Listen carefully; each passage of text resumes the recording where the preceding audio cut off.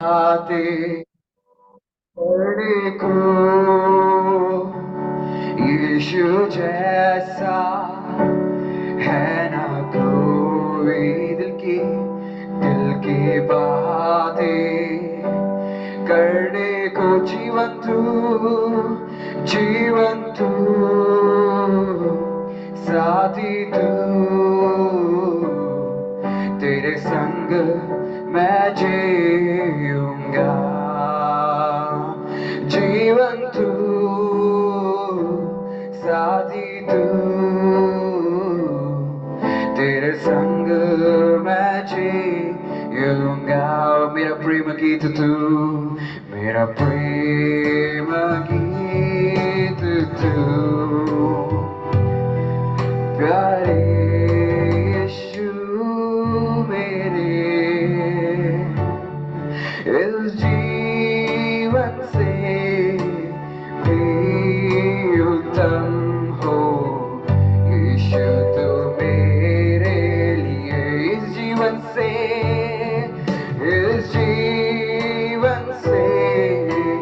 भी उत्तम हो यीशु तो मेरे लिए। आराधना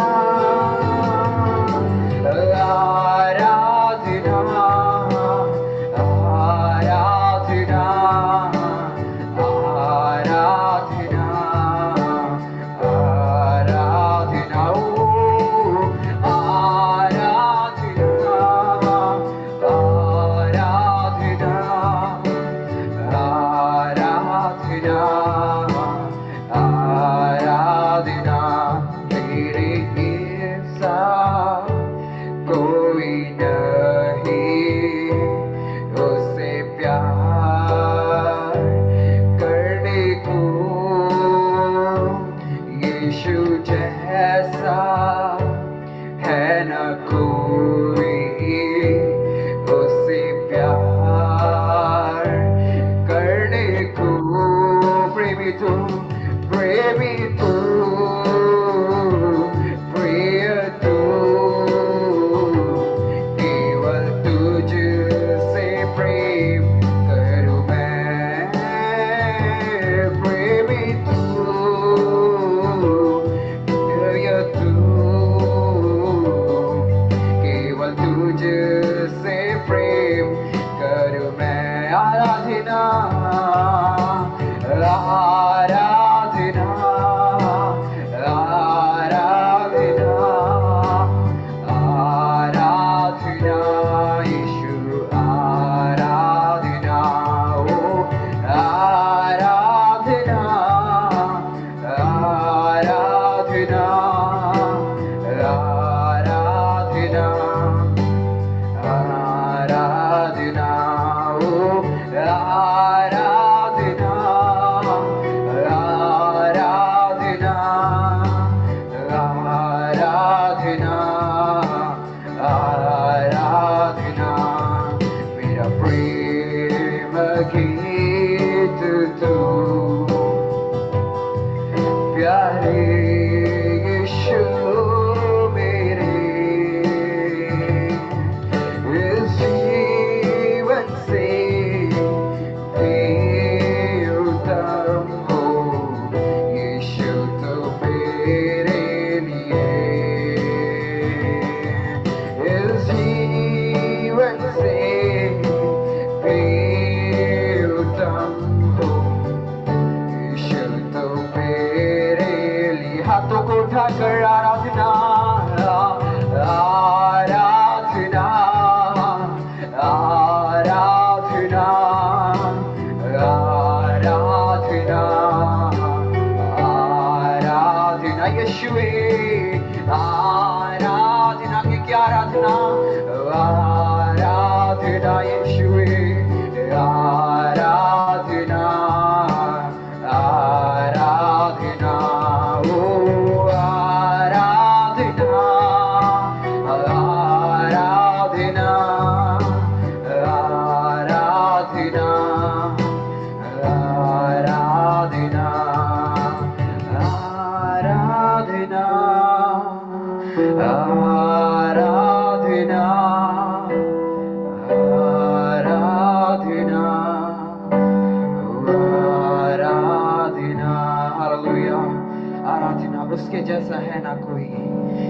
दुनिया में ना कोई था, ना कोई है और ना कोई आने वाला है उसके जैसा। वो पावन मेमना जो हमारे लिए बलिदान हुआ, वही हमारे लिए काफी है। परमेश्वर तू ही हमारे लिए काफी है। तू ना कभी छोड़ने वाला परमेश्वर है। ये तेरा वादा किया हुआ वचन है। हालेलुया। आइए तालियों को बजाते हुए परमेश्वर से हम लोग आराधना की ओर जाएंगे। ओ यीशुवे,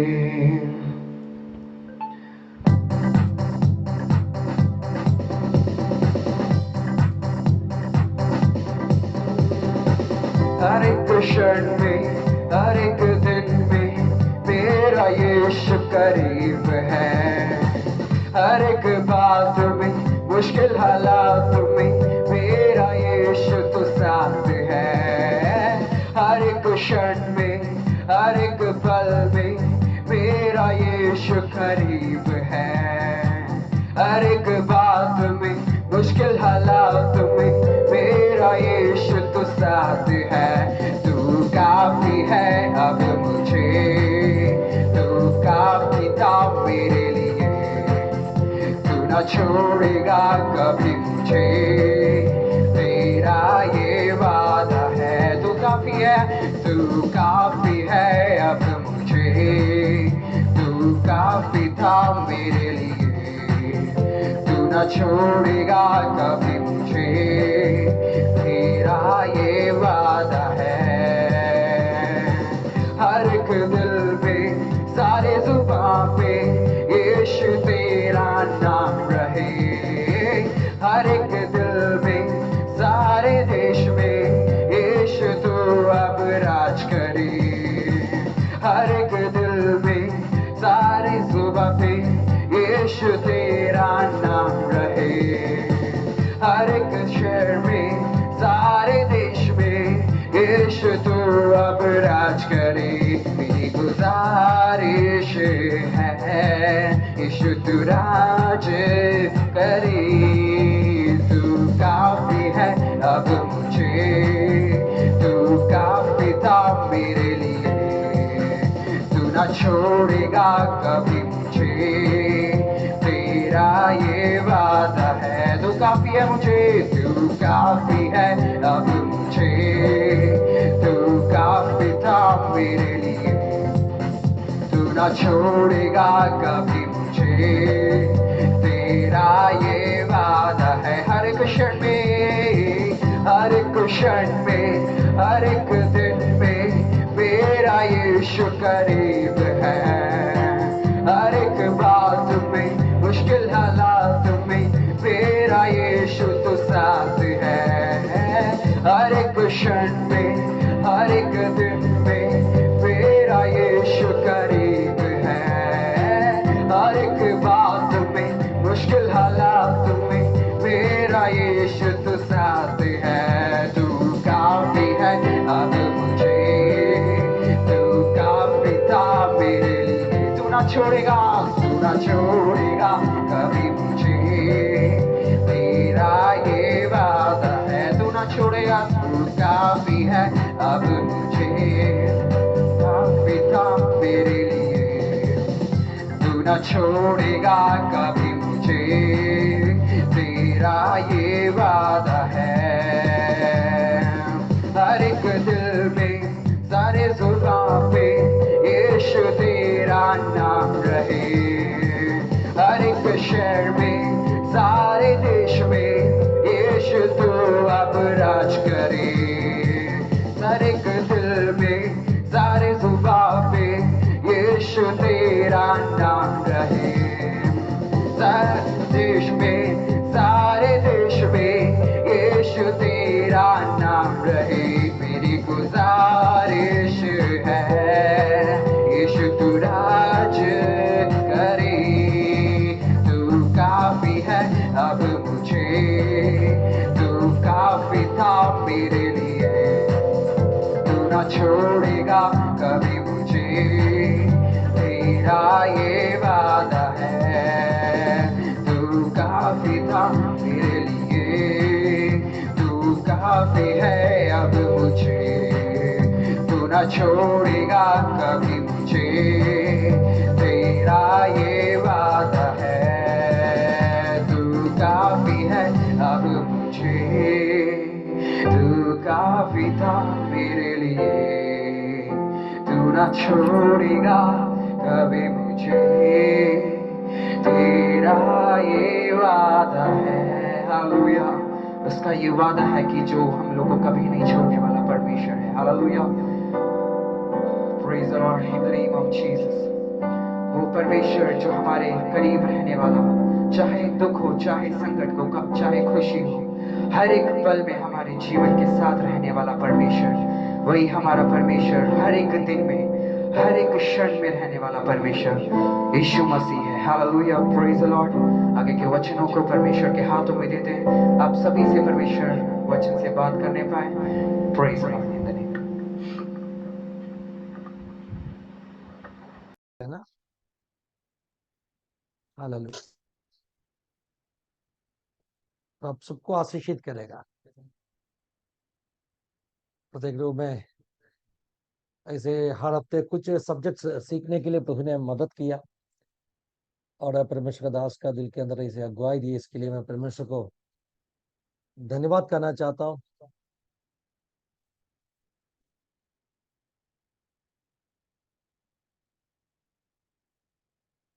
क्योंकि परमेश्वर का वचन सीखना बहुत जरूरी है। मैं आज सुबह अपना कलीसिया का फास्टिंग प्रेयर के बाद में मैं कुछ जो परमेश्वर के दासों से बात कर रहा था, जो गेस्ट पास्टर आए उनसे बात कर रहा था। तभी मैंने ऐसे कहा, आज का जमाना का एक बहुत बड़ा प्रॉब्लम है, काफी लोग यीशु को विश्वास किया, पीछा करना शुरू किया, कुछ समय के अंदर वो लोग सेवकाई के लिए उतरेगा। सेवकाई के लिए उतरना कोई गलत बात नहीं है, लेकिन बिना तैयारी उतरना बहुत आपत्तिकारी। कोई भी तरह का काम के लिए एक ट्रेनिंग चाहिए, वैसे ही यीशु का सेवक बनने के लिए भी हमें कुछ रीति में तैयारी होना जरूरी है। यीशु ने उनका चेलों को क्या कहा? तुम यरूशलेम छोड़ के जाना नहीं है। क्यों? क्योंकि तुझे कुछ उधर पाना है, पाने के बाद में तुझे तुझे जाना है। ये बात समझ लीजिए। यीशु का 12 चेलों, यीशु ने उनको बुलाया। कभी बुलाया? सेवकाई का शुरुआत में ही बुलाया। यीशु सेवकाई शुरू किए उसी समय में 12 लोगों को उन्होंने चुन के उनके साथ में रखा। किस मकसद रखे मालूम है?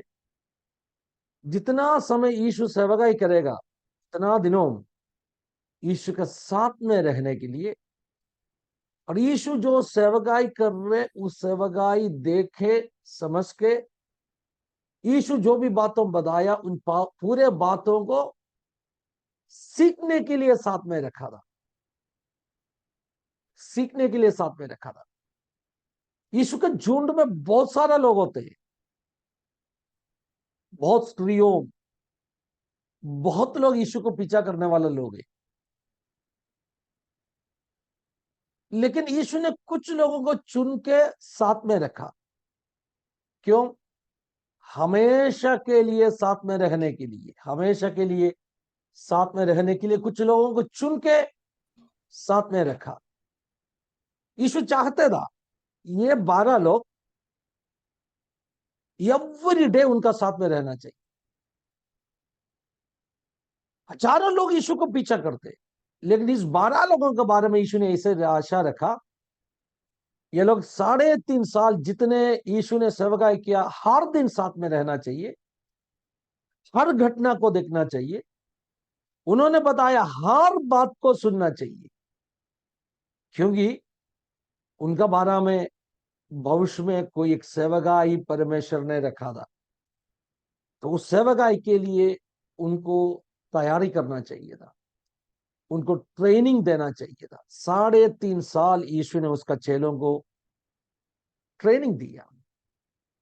उसके बाद में कहा अभी भी पूरा हुआ नहीं।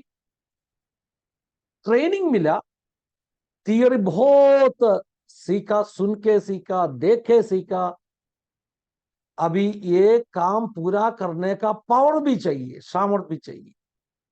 इसलिए कहा तुझे यरूशलेम छोड़ के जाना नहीं है, इंतजार करना है, पवित्र आत्मा का भरपूरी पाने का इंतजार में रहना है। तो मेरा कहने का मतलब, आज का जमाने का बहुत बड़ा एक प्रॉब्लम है, हम सभी लोग सेवकाई करना चाहते हैं, लेकिन उसके पहले जो तैयारी है, जो ट्रेनिंग है, उसके लिए हम समय देता नहीं। ये बात ये है, लसन पास्टर ने इसे आशा रखा,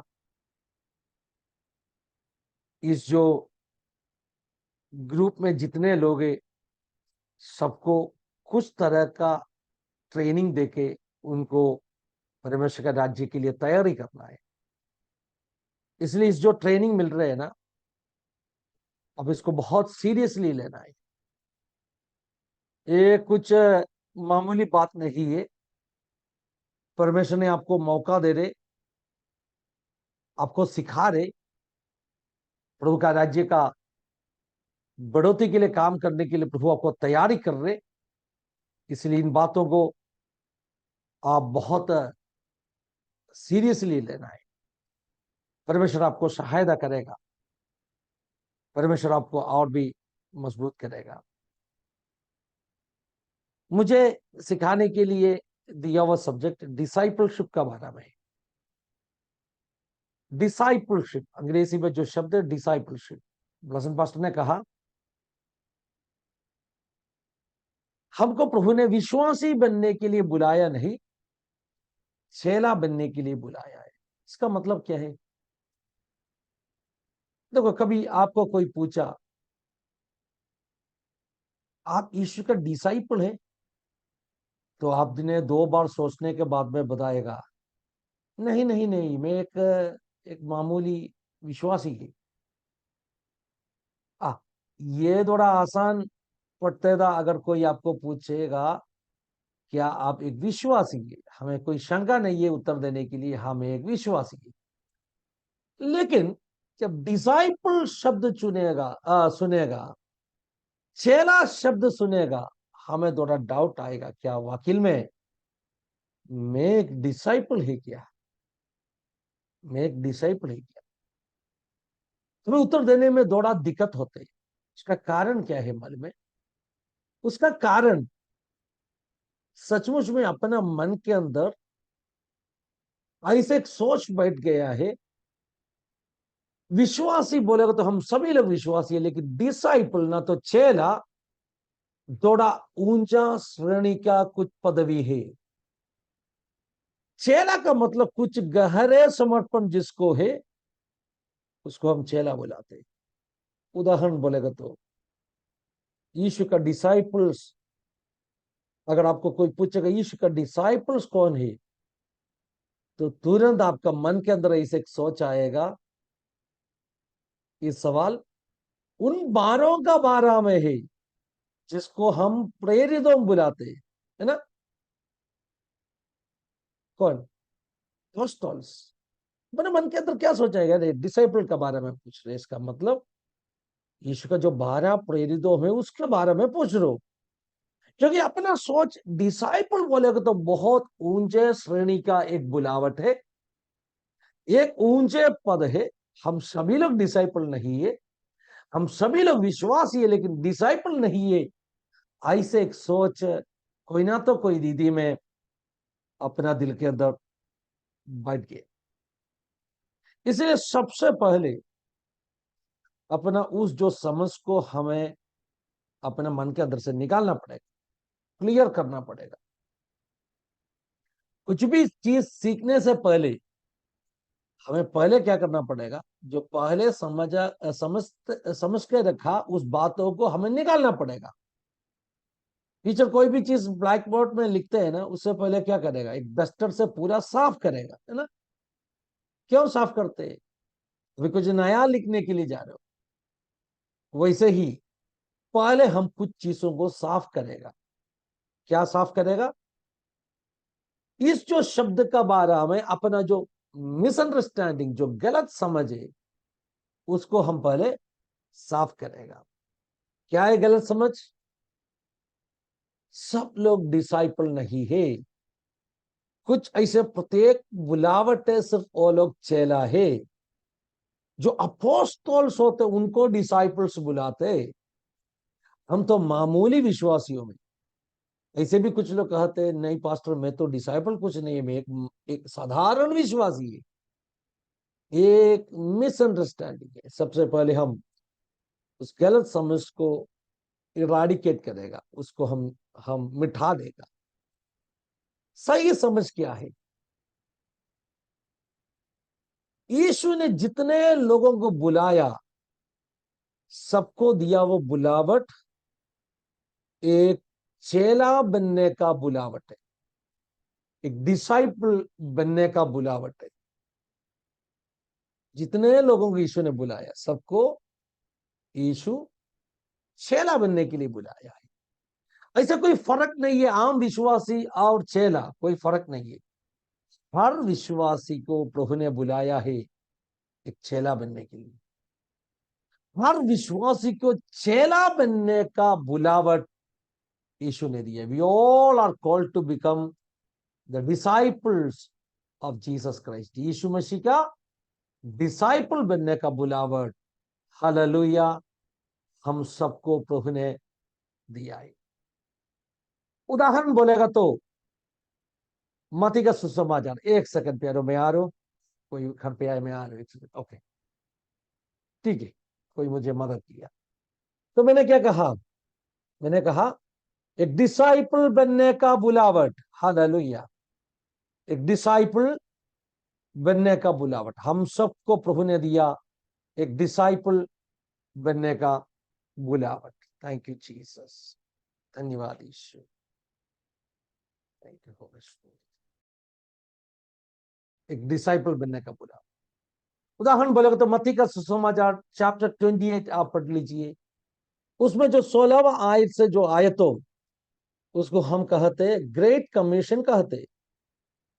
ग्रेट कमीशन का मतलब क्या है? यीशु ने दिया हुआ उस बहुत बड़ा बुलावट, ना तो हमें दिया हुआ बहुत बड़ा मिशन का बारे में उस भाग में लिखा है, ग्रेट कमीशन। मत्ती का सुसमाचार 28 का 16 से। उधर यीशु ने स्वर्गारोहण करने से पहले जितने लोग उधर इकट्ठा हो गया, कितना लोग था उधर? Can somebody give me an answer? एक बाइबल क्लास है ना, मैं कभी कभी कुछ क्वेश्चंस पूछेगा, प्रभा करके उत्तर देगा तो अच्छा रहेगा, so that will help you ना, जो लर्निंग प्रोसेस में आपको हेल्प करेगा। इसे ब्लसन पास्टर ने कहा जितने लोग हो सकते वीडियो ऑन रखेगा तो अच्छा है, आप अटेंटिव रहेगा, आपका ध्यान इधर उधर भड़क जाएगा नहीं। नेक्स्ट क्लास में जब आएगा, आगे कोई भी परमेश्वर का दास हो जो क्लास लेते, आपको यह तैयारी के साथ में आना है, वीडियो ऑन करके क्लास में अटेंड करने का तैयारी के साथ में आना है, ठीक है? मैंने क्या सवाल पूछा? यीशु ने स्वर्गारोहण करने का समय में ओलिव पहाड़, जैतून पहाड़ में सबको आने के लिए कहा है ना। कितने लोग था उधर? लगभग, एक आइडिया मिलने के लिए पूछ रहा हूं, आपका मन में क्या आइडिया है इसके बारे में? कितने लोग होगा उधर? लगभग 40 से भी। कोई भी आंसर दे दीजिए, अच्छी बात है, मुझे एटलीस्ट क्या ना एक अंडरस्टैंडिंग हम सबको मिलेगा ना इसके बारे में। लगभग 40 से लोग से भी ज्यादा। इमानुएल ने कहा 40। इमानुएल उत्तर दिया ना, नंबर टाइप किया 40। Okay, Naveen anybody else having any answer? आप में से किसी का और कुछ आंसर है? Okay, Nisi want to say something. Nisi कुछ बोलने के लिए जा रहा? जेफी, जोएल, प्रियंका, लक्ष्मी, मैं सबका नाम पढ़ा, सब लोग चुप है, ठीक है। कुछ लोगों का सोच क्या है मालूम है? यीशु का 12 चेलों उधर हाजिर था, ओनली 12 डिसाइपल्स वर देयर, लेकिन that is not the fact. Fact वो नहीं है। प्रेरित पौलुस ने कुरिन्थियों का पत्री में एक नंबर मेंशन किया है, उस नंबर के अनुसार Paul is mentioning a number 500। कितना है? 500। It was a big group. कुरिन्थियों का पत्री में, पहले कुरिन्थी मेरा याद कर रखे तो 15वां अध्याय में पौलुस ने एक नंबर मेंशन किया, 500 लोग उधर था, 500 पीपल। नॉट जस्ट द जो अपोस्टल्स होते उस अपोस्टल्स नहीं है, मगर हालेलुया 500 लोग उधर इकट्ठा हो गया था। What is the important of that number? उस नंबर का विशेषता क्या है मालूम है?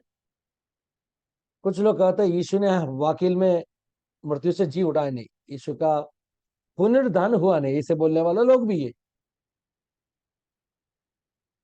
उन लोग कहते देखो, ये जो यीशु का अपीयरेंस, यीशु मरने के बाद में, पुनरुत्थान के बाद में लोगों को प्रकट होके दिया, वो कुछ ऐसे उन लोगों का माइंड, उन लोगों का मन का कुछ खेल था। यीशु हकीकत में मृत्यु से जी उड़ा नहीं, उनका इमेजिनेशन, उनका मन का खेल था। उनको ऐसे लगा ऐसे कोई उनके सामने आया है। लेकिन इधर पॉल क्लियरली मेंशन किया है, ये एक दो जन का एक झुंड नहीं है, 10 लोगों का झुंड नहीं है, यूदा छोड़ के 11 लोगों का झुंड नहीं है। फिर कितने लोग हैं? 500 people. Is it a small number? नहीं, एक बहुत बड़ा एक संख्या है। देखो, after that he was seen of above 500 brethren at once. एक ही समय में 500 से अधिक लोग हैं। इसका मतलब क्या है मालूम है? इसका मतलब जैतून का पहाड़ में यीशु का स्वर्गारोहण का समय में यीशु ने पहले ही कहा चुका था, इनको बोला था, इस टाइम में टाइम दिया था उनको, जैतून का पहाड़ में आ जाओ। सही है ना? यीशु उनको बुला के जैतून का ओलिव पहाड़ में गया नहीं, मगर पहले उनको एक टाइमिंग दिया था, इस समय में जैतून का पहाड़ में आ जाओ। तो ये लोग सब आपस बात किए, जितने विश्वासी हुए ना, एक दूसरे को बोला देखो यीशु ने बताया है जैतून का पहाड़ में आ जाओ, ओलिव पहाड़ में आ जाओ। We do not know what will happen there, उधर क्या होने वाले हमें जानता नहीं है। लेकिन एक बहुत बड़ा एक उम्मीद दिल के अंदर आया, एक एंटिसिपेशन आया। समझ में आ रहे ना आप सबको? यीशु ने प्रकट होकर क्या कहा? इस दिन में, इस समय में जैतून का पहाड़ में सबको बुलाओ। अभी एक चेला दूसरे चेले को कहा देखो यीशु ने बुलाया है जैतून का पहाड़ में। और जितने लोगों के पास न्यूज पहुंचा है ना, जो विश्वास करने वाले, around 500 people, the disciples of Jesus, they gathered there. 500 लोग से अधिक लोग उधर इकट्ठा हो गया। बहुत एंटिसिपेशन, बहुत एक उम्मीद, एक आशा रखे आया। जैसे वो लोग उधर पहुंच जाए, वचन में क्या लिखा है मालूम है? शायद ये लोग यरूशलेम में कुछ जगह में इकट्ठा होकर साथ में गया होगा, जानता नहीं है, हो सकते हैं इसे। When they reached there, इनको इतना आनंद आया। क्यों? क्योंकि यीशु को उधर वो लोग देखा। ऐसे लिखा है, When they reached there, जब उन्होंने उधर पहुंचे, उन्होंने देखा जो जगह में यीशु ने इनको पता करके दिया था, उस जगह पहले ही यीशु आके बैठा है। जरा कल्पना में देख लीजिए, ये लोग दूर से वो पहाड़ का वो चोटी में चढ़ के आ रहे हो, तभी कोई एक, हालेलुया, एक वाड़ी में एक छोटा सा पत्थर के ऊपर यीशु इसे पहले ही आके बैठा है। एक व्यक्ति नहीं, 10 लोग नहीं, 500 people, they can not believe their eyes. So the reservation and the appearance of Jesus was so real. It was not an hallucination.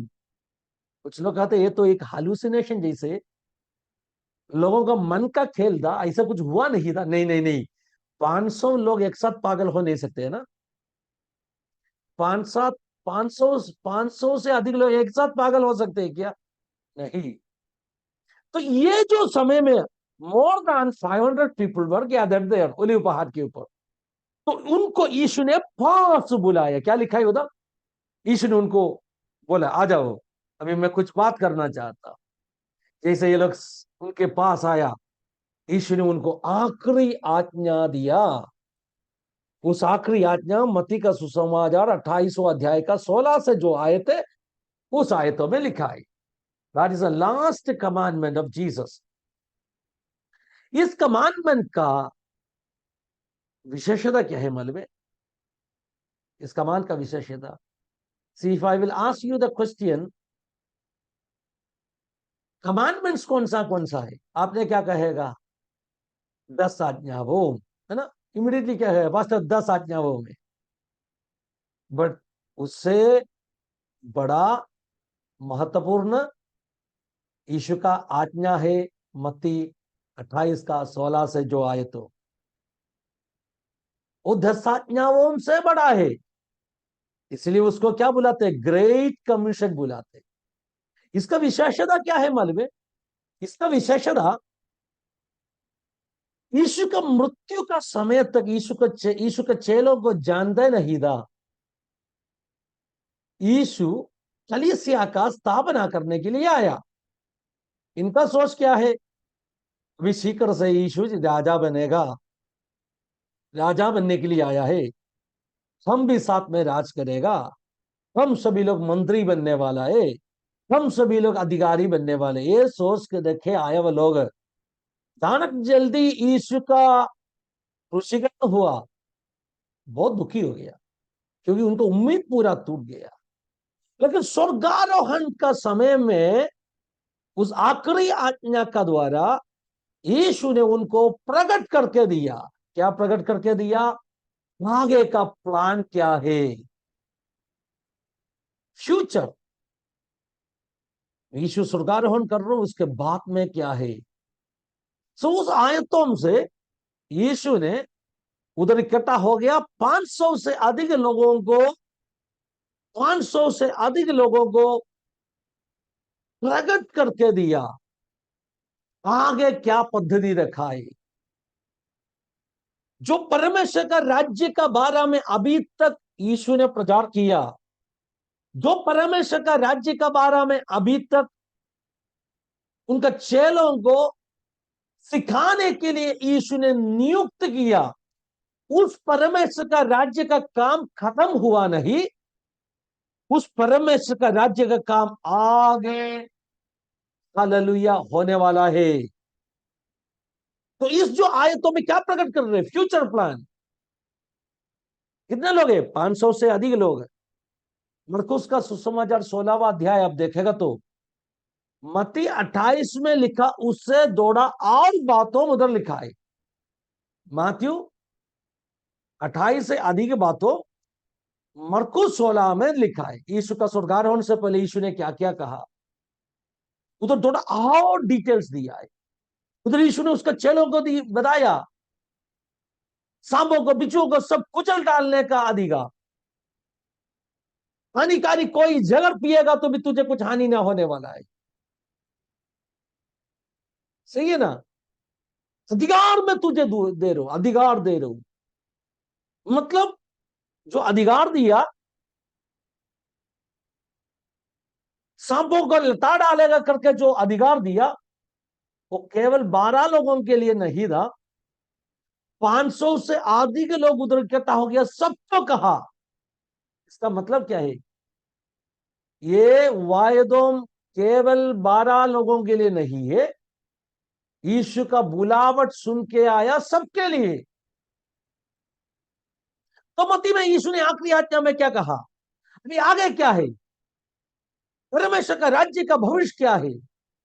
यीशु ने कहा, तुझे धरती का आखिरी छोर तक जाके सबके साथ में सुसमाचार बता के सबको क्या करना है? बताइए। उस भाग काफी बार हम पढ़ चुका है ना, बोलिए। समवन इज सेइंग दैट, या you can unmute and talk. चेले बनाओ और बपतिस्मा। अरे क्या कहा है? Anyone else? और कोई? डिसाइपल्स बनना है, चेला बनाना है। क्या कहा यीशु ने? Go and make them disciples, go and make them disciples.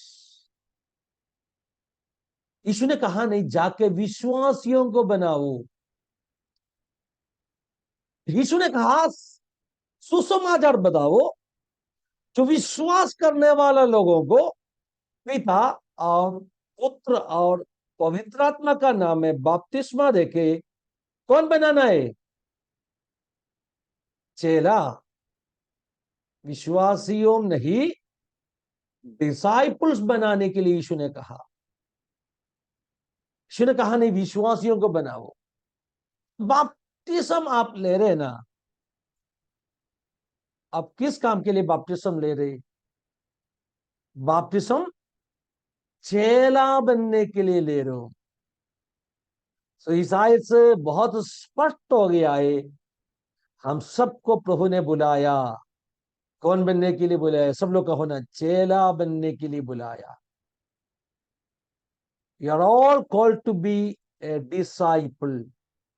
हम सबको यीशु ने एक चेला, एक डिसाइपल बनने के लिए बुलाया है। चेला बनने के लिए बुलाया है। हमें से किसी को भी एक मामूली विश्वासी बनने के लिए बुलाया नहीं। एक चेला, एक डिसाइपल बनने के लिए यीशु ने बुलाया। तो बपतिस्म किस काम के लिए? यीशु का चेला बनने के लिए। ध्यान से सुनना है, आज का जमाने में बपतिस्म का बारे में काफी बहुत गलत है ना, हालेलुया बातों लोग कहते हैं। उसमें से एक बात है, लोग बपतिस्म का द्वारा धर्म बदलते हैं। मैं हमेशा कहते बपतिस्म धर्म बदलने के लिए नहीं, बपतिस्म यीशु का चेला बनने के लिए।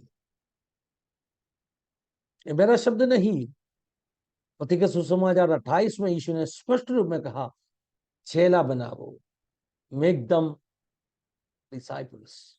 अब ये डिसाइपल शब्द का मतलब क्या है वो भी मैं थोड़ा सा आपको कहा के दे देगा। विवरण करने के लिए अपने पास उतना समय नहीं है फुर्फी। हालेलुया।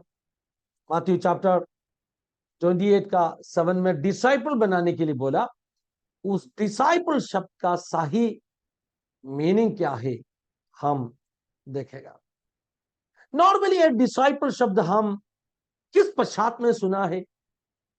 चेला जो शब्द हम किस पश्चात में सुना है?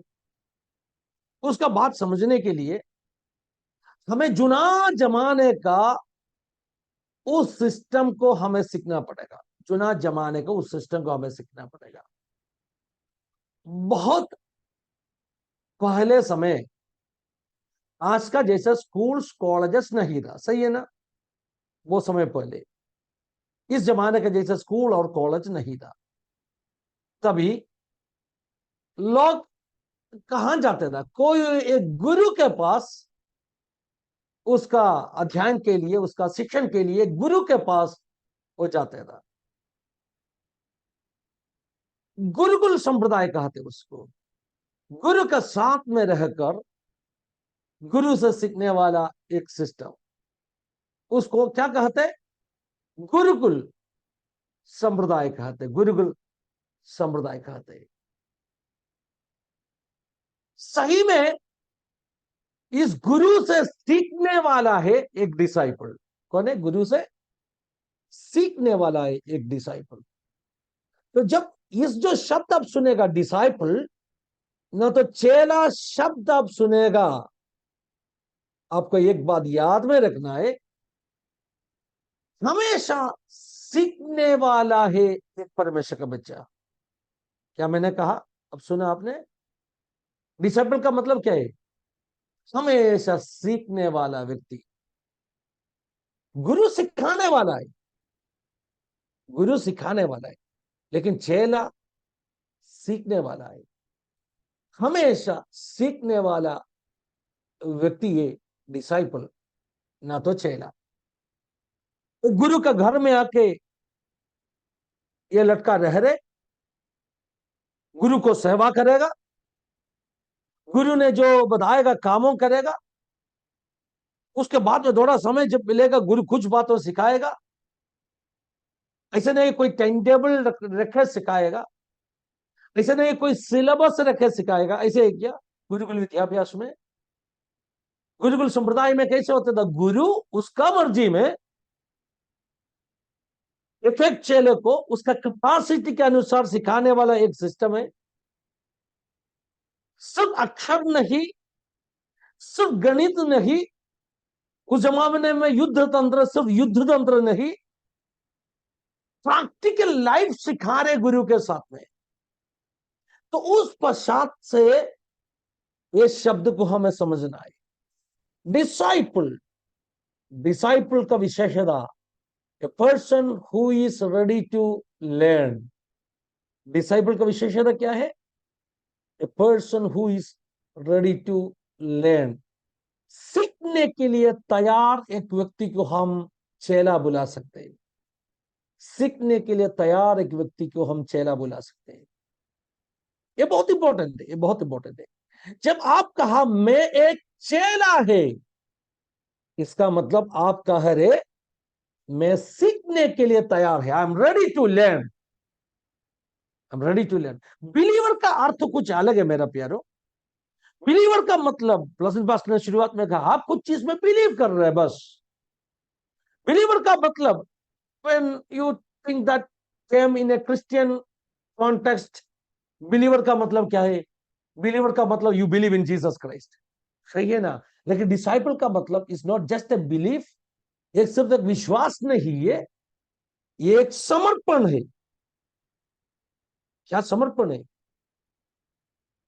मैं एक टीचर के अधीन में, मैं एक टीचर का नीचे सौंप दिया है सीखने के लिए, सीखने के लिए।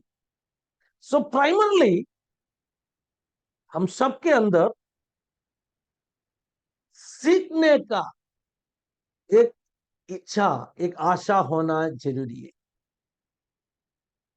अगर आपको एक अच्छा डिसाइपल बनना है तो आपके मन के अंदर हमेशा ऐसे एक आशा होना चाहिए, मैं कुछ सीखना चाहता हूं, मैं कुछ सीखना चाहता हूं। सो आपको समझ में आया ना डिसाइपल शब्द का मतलब क्या है? डिसाइपल शब्द का मतलब, यशायाह की भविष्यद्वक्ता की किताब में ऐसे एक आयत है, मुझे एक डिसाइपल का टंग या तो डिसाइपल का जीव दिया है ना। यशायाह का भविष्यवाणी में ऐसे एक आयत है। तो जानते डिसाइपल का जीव का मतलब क्या है? उसका आगे का पीछे का भागों में पड़ेगा तो ध्यान से सुनना है।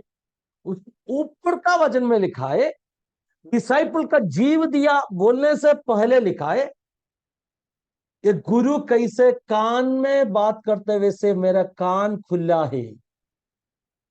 ध्यान से सुन लीजिए।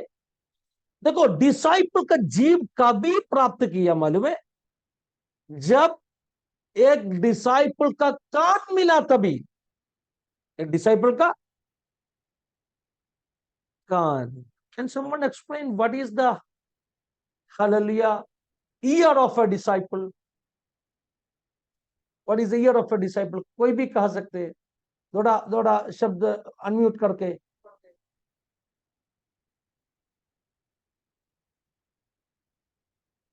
somebody help me please।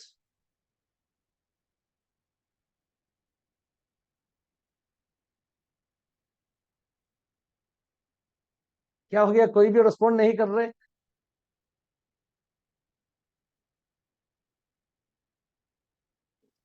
Sir एक बार और रिपीट ठीक है, करेंगे क्वेश्चन? क्वेश्चन समझ में आया नहीं? क्वेश्चन मैंने कहा, नहीं, वो मेरा डिवाइस कट गया था। ओके, क्वेश्चन मैंने कहा डिसाइपल का कान का मतलब क्या है? डिसाइपल का कान का मतलब क्या है? ठीक है, एक दो आयत आपने जरा पढ़ दीजिए। आइशिया चैप्टर 50 का 4 पढ़ लीजिए। आइशिया 50 का 4 पढ़ लीजिए।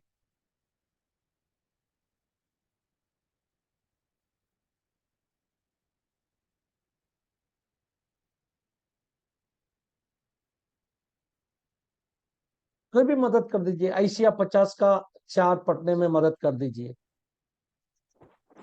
प्रभु यहोवा ने मुझे सिखाने वालों की जीभ दी है कि मैं थके हुओं को अपने वचन के द्वारा संभालना जानूं। भोर को वह नित्य मुझे जगाता और मेरा कान खोलता है, मैं शिष्य के समान सुनूं।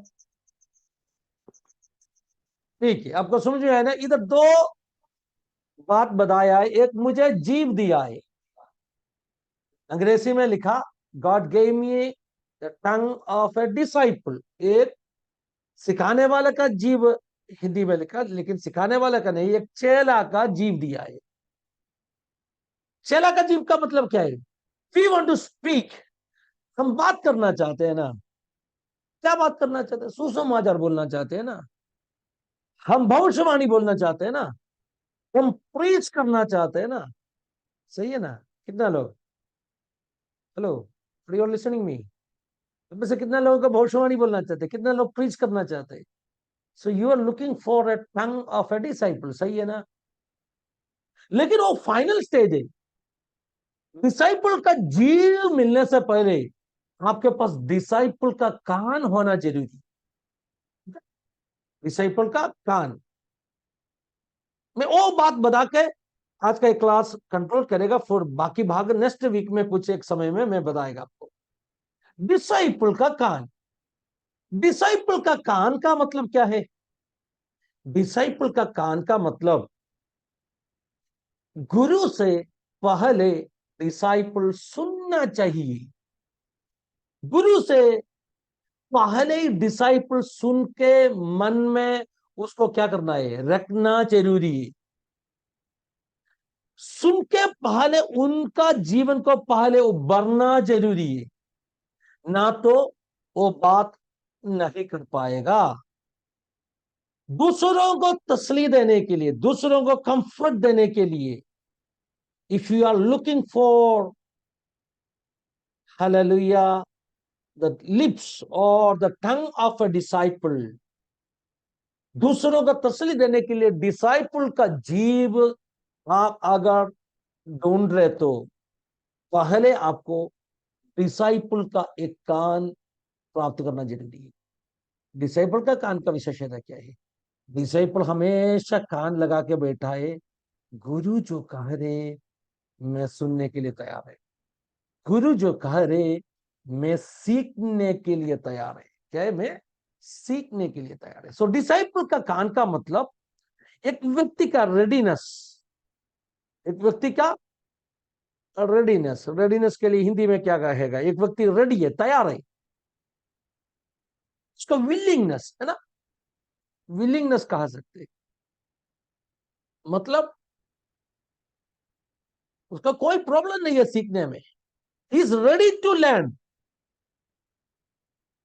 डिसाइपल का कान का मतलब वो व्यक्ति सीखने के लिए तैयार है।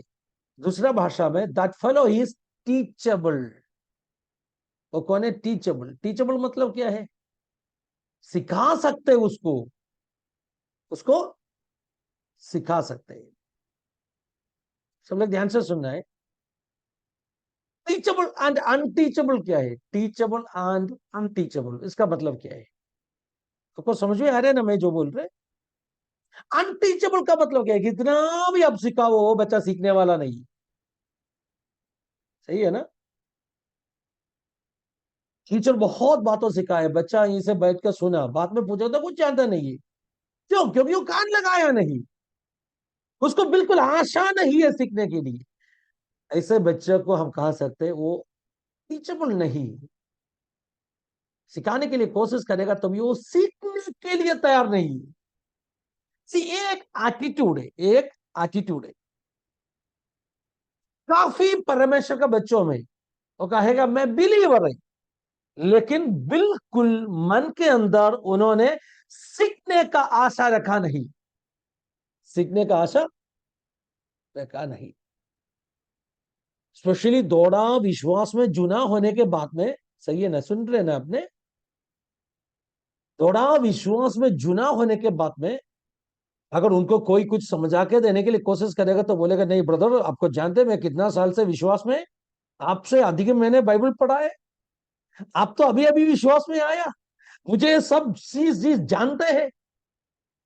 इसका मतलब that fellow is not teachable, he is not ready to learn.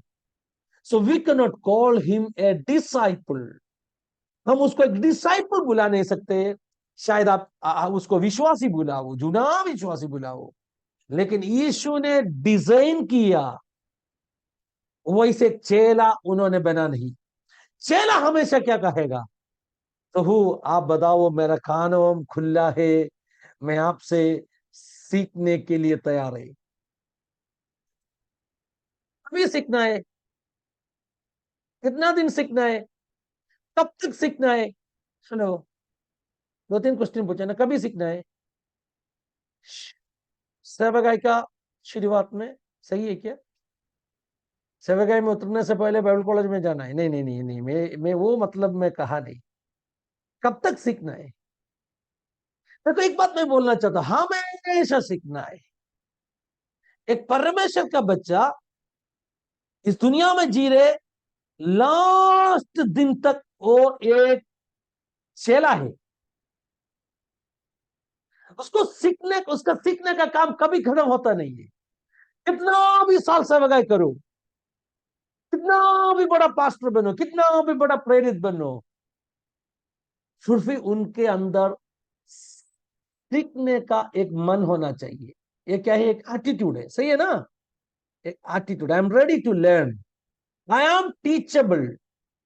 I am teachable मतलब लोग मुझे सिखा पाएगा, मैं सुनने के लिए तैयार है। वैसे एक एटीट्यूड अपने अंदर होना चाहिए। मैं कुछ आयतों में आपको कह के दिया, हम सबको डिसाइपल बनने के लिए बुलाया था। You all are called to become disciples. Okay, Masih मंडल में एक व्यक्ति भी नहीं है जिसको मामूली बुलावट दिया, सबको डिसाइपल बनने के लिए बुलाया। डिसाइपल का मतलब गुरु से सीखने वाला। सीखना है, अंत तक सीखना है। अंत तक हमें उस कान होना चाहिए जिस कान को हम कहेगा चेला का कान। अगर चेला का कान आपके पास है तो आप सुनेगा। क्या सुनेगा? आपका गुरु का आवाज सुनेगा। और गुरु का आवाज सुन के आपका जुबान से उस बात अब दूसरों को कहेगा। को जानते, कभी दूसरों को आप तसल्ली दे पाएगा? कभी दूसरों को आप तसल्ली दे पाएगा? कभी आपको ऐसे जुबान मिलेगा जो एक डिसाइपल का जुबान है? You know that when you will get that kind of a tongue to comfort others, आपका बुद्धि से नहीं है। जब आप गुरु का आवाज सुनेगा और गुरु से सीखेगा और गुरु ने जो बताया बात आपका जुबान से कहेगा, then that word will become a comfort for others। कभी कभी है ना, हम परमेश्वर के दासों को जानते, कुछ लोगों के पास हम जाएगा, उनका हालात देके उनको तसल्ली देने के लिए अपने पास शब्दों कम हो जाएगा, बुद्धि से कुछ नहीं कर पाएगा। तभी अगर उनको आप तसल्ली देना चाहते तो आप आपका बुद्धि में नहीं, आपको बोलना है प्रभु मेरे पास एक कान है जो चेला का कान है, आप मुझसे बात कर दीजिए, मैं सुनने के लिए तैयार है। काफी आए तो बोलने के लिए, काफी आए तो इसको सपोर्ट करने वाला, काफी आए तो बोलने के लिए है, लेकिन समय कम है, इसीलिए जस्ट मैंने रेफरेंस बना के आगे जाएगा। लूका का सुसमाचार 10वां अध्याय में हम ऐसे एक आयत देख सकता हूं, जो तुम्हें अंधेरे में कोठरी के अंदर तेरे कान में बताया, वो तुम हालेलुया छत के ऊपर जाके क्या करो? चिल्लाओ। लिखा है ना, shout it from the roof top, लिखा है ना। उसका मतलब जानते, उस आयत का मतलब जुना जमाने का ये जो डिसाइपल गुरु रिश्ता में बनाया एक उदाहरण है वो। उस जमाने में क्या होता था मालूम है? स्पेशली द जूइश रबाइस, जूइश रबी लोग ध्यान से सुनना है, कैसे सिखाते था मालूम है? मैंने कहा सब चेलों को एक ही जैसे सिखाते नहीं था, काफी चेलों साथ में है, सबको सब कुछ सिखाता नहीं था। उसमें से कुछ चेलों में स्पेशली उनके कोई गुप्त बात कहेगा, कोई रहस्य बात कहेगा। एग्जाम्पल बोले तो यीशु का 12 चेलों में सिर्फ 3 चेलों को यीशु ने कहा, उस जो माउंट ऑफ ट्रांसफिगरेशन, कितने लोगों को लेके गया ताबोर पहाड़ के ऊपर? सबको लेके गया क्या?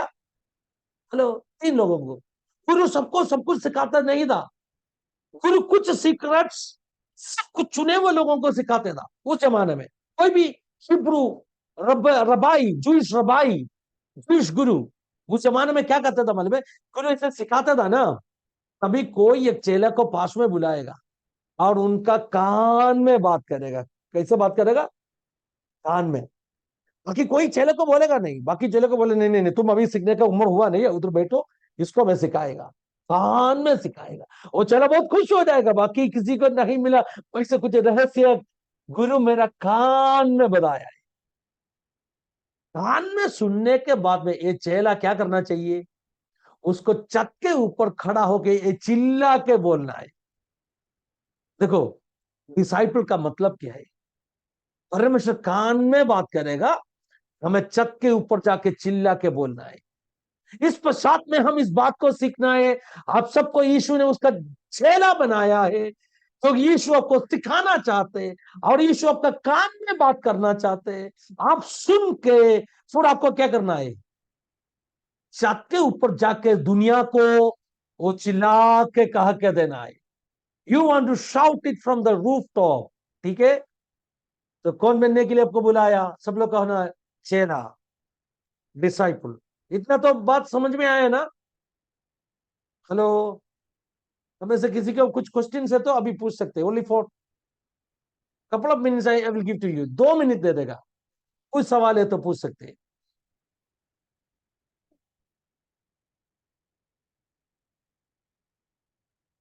अगले सेक्शन में हम थोड़ा और समय आपको दे देगा, आज थोड़ा लेट हो गया इसलिए। ओके, कोई डाउट है तो, जो सिखाया भाग में कुछ डाउट है तो, और टू ब्लसन पास्टर बाकी भाग हाजिर करेगा।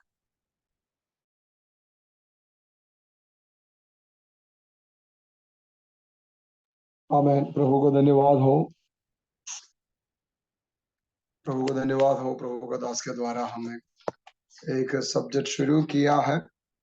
पिछले दिनों में हम अलग अलग प्रभु का दास के द्वारा कुछ कुछ सीख रहे, मगर उससे बदल कर कुछ नया कुछ मिला। कितना लोग विश्वास करते हैं आज कुछ नया एक थॉट आपको मिल रहा है? ज्यादा सुनने से कुछ तो सुन रहे, कम सुन रहे, वो आपके दिमाग में रहना।